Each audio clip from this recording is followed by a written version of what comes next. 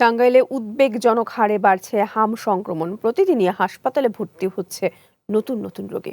সীমিত শয্যা এবং জনবল নিয়ে পরিস্থিতি সামাল দিতে হিমশিম খাচ্ছে হাসপাতাল কর্তৃপক্ষ।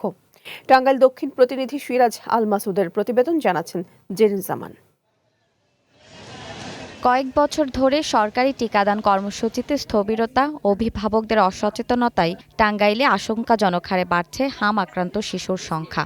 প্রতিদিনই জেলার বিভিন্ন এলাকা থেকে নানা উপসর্গ নিয়ে হাসপাতালে ভর্তি হচ্ছে শিশুরা। বর্তমানে টাঙ্গাইল ২৫০ শয্যা জেনারেল হাসপাতালে শতাধিক শিশু চিকিৎসাধীন রয়েছে। হামের রোগী আমাদের এখানে প্রতিনিয়ত আসতেছে। আগের যে একটু পরিমাণে বেড়ে গেছে, কিন্তু প্রকোপটা এত বেশি আগের মতো নাই। হাসপাতালের হাম আইসোলেশন ইউনিটে চিকিৎসা দেওয়া হলেও রোগীর তুলনায় শয্যার সংখ্যা কম।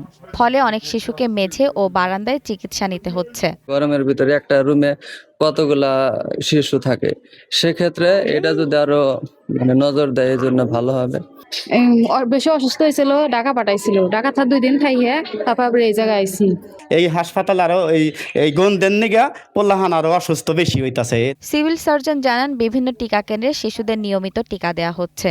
যারা এখনো টিকা নেয়নি তাদের দ্রুত কেন্দ্রে নিতে অভিভাবকদের পরামর্শ দেন তিনি। আমাদের ভ্যাকসিনের কোনো সংকট নাই এবং ভ্যাকসিন খুব ভালোভাবে চলছে। আমরা ইতিমধ্যে 98% বাচ্চাকে ভ্যাকসিন দিয়ে দিচ্ছি। স্বাস্থ্য বিভাগ বলছে, টিকাদান কার্যক্রম আরও জোরদার করা হলে পরিস্থিতি দ্রুত নিয়ন্ত্রণে আসবে।